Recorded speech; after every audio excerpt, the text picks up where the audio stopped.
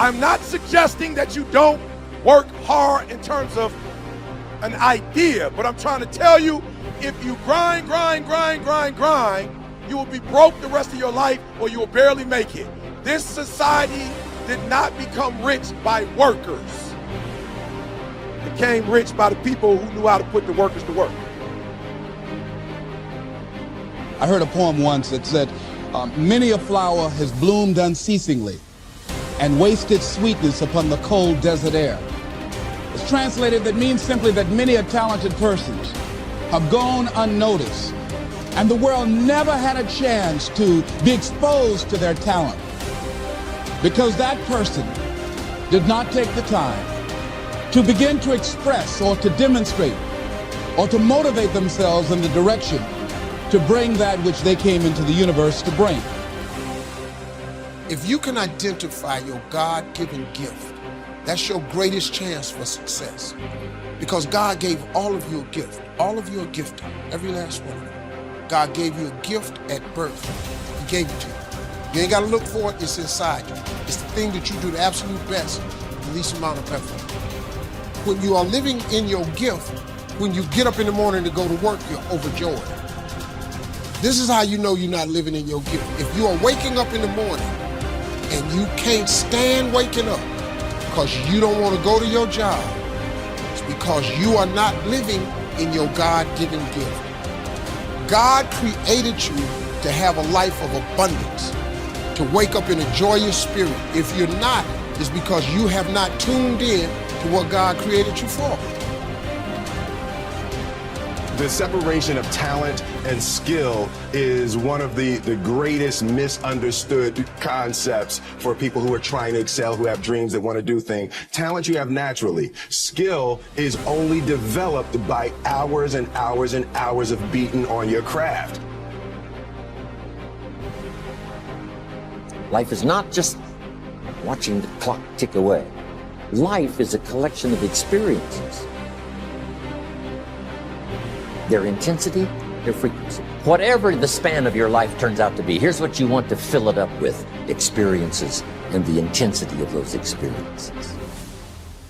Here's one of the best ones we covered earlier. When should you start building this hotel? Answer: as soon as you have it finished. When should you start the day? As soon as you have it finished. Plan the day the best you can, leaving plenty of room for improvising and surprises and all the stuff that happens during the course of the day. But if you've planned a good, productive day, now you start that day, you can't believe how much more valuable your time will be. Don't start the day until you have it finished.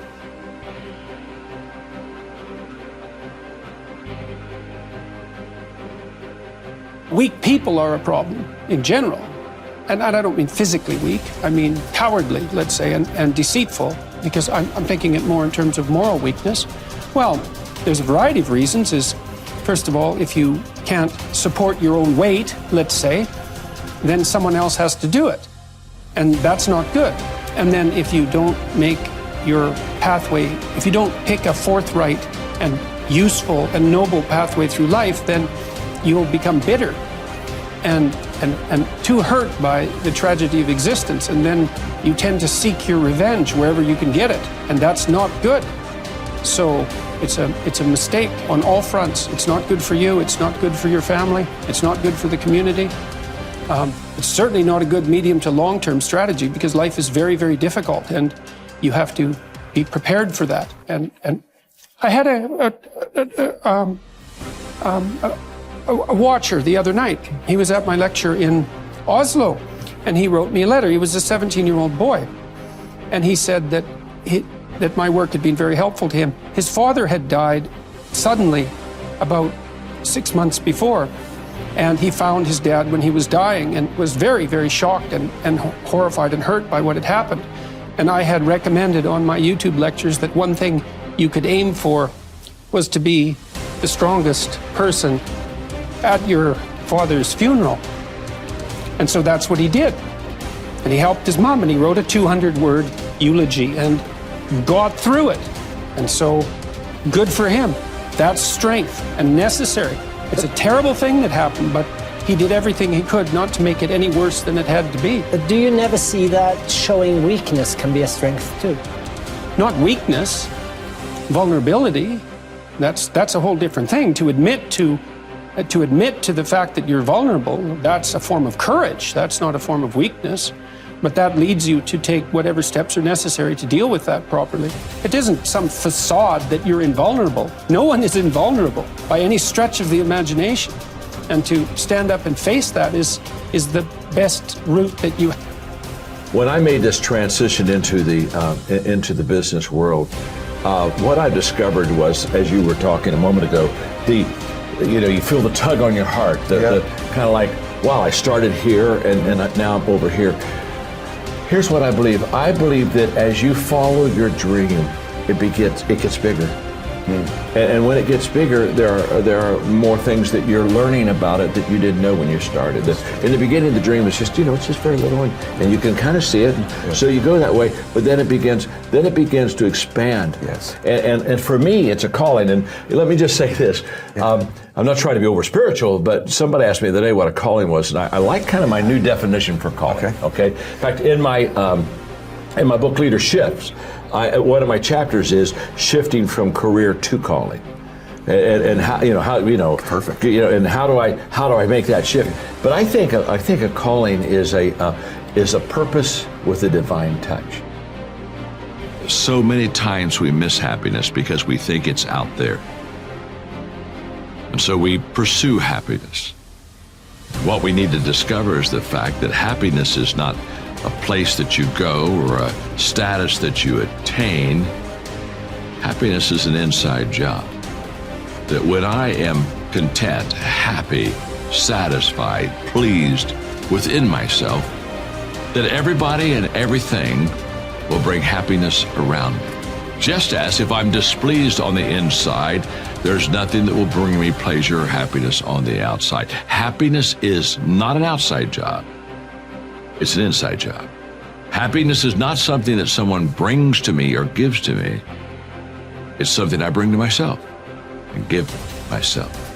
So give yourself today the gift of happiness. It's your choice. And guess what? The moment that you are happy within, there's a whole bunch of happiness that you're going to experience on the outside.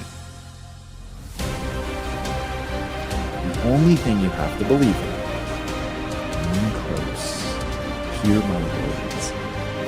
The only thing you have to believe in right now is that humans are capable of learning. That humans, for whatever reason, nature has chosen to not endow us with a whole bunch of pre-programmed things. So for instance, a baby horse, a foal, I believe is how you say that. When they're born, they can already walk. Literally, boom, they come out and they're walking and all is well, because that's all hardwired into them. But a horse is a horse is a horse, and they're going to stay a horse, and that's that. And you're never going to find a horse reading Chaucer. Just not going to happen. So that's all those decisions are pre-wired. Humans, on the other hand, come out. They cannot take care of themselves. They're a lump of flesh. They basically know how to suckle, and that's sort of the extent of it. But now humans have the ability to go in all these crazy different directions, and they can learn to become an astrophysicist. They can learn to become a carpenter, a doctor, an astronaut. The number of directions that humans can go in is crazy. The amount of what was once known as junk DNA we now know as epigenetic signaling. The way that we can respond in all these different directions to our environment and things we choose to focus our energies on is truly unique to humans, is just absolutely astonishing. So understanding that that's baked into the human animal is the ability to learn and go in any direction. So once you realize that humans are adaptation machines, that we can learn anything, now it's okay, whatever you want to do, you can do it as long as you're willing to pay that price. I'm not saying that it's not going to be hard. It is going to be very, very hard. I'm just saying that it is doable and that you will receive a return on investment in your energies. And that's what people need to know and believe to the core of their being, that my time in this direction will be rewarded. Now, here's where people f themselves up. There is this retarded debate about whether or not it is, hey, am I pre-programmed? I'm good at math, and so that's it, and I should go do things that are math, or I'm good at verbal, and I should go do things that are verbal. I'm naturally gifted as an athlete, so I should go be an athlete. Look, I'm not saying people don't get early wins. People get early wins. And if you happen to love the thing that you're getting early wins, and that's awesome, man, and you will find it just a little bit easier. You've got a headwind or a tailwind, I guess, a tailwind. You have a tailwind. And so that, yeah, love that. But if the thing that gives you the most energy in life is something that you have no natural inclinations for, go learn that. When I say that I have zero natural ability as an entrepreneur, I mean zero. I had to learn everything from not being lazy, to problem solving, to overcoming my paralyzing fear, to look at world like a puzzle, dealing with anxiety. Literally, it was comical as I was going down my journey in the beginning as an entrepreneur to figure this shit out. Ridiculous. And then I meet people who are like ripping flowers out of people's front yards and selling them back to them. Like, when I say that was not me, I had a paper route and I was so chicken to go up to people's doors that I actually only got half the money that I could have gotten for the same paper route, the same amount of effort, but because I was so afraid to go knock on people's doors and ask to collect the money that was due, that for like 2 years, I did a paper route for half the money. Okay, that's how spastic of an entrepreneur I was when I started.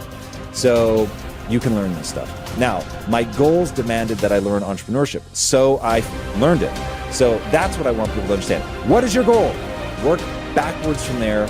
If it lines up with what you're naturally good at, that's amazing. Congratulations. But there are going to be times where it doesn't line up, and you've just got to either change your goal or recognize that I'm going to have to figure these things out. And as an adaptation machine, as a human being, I can do all of that.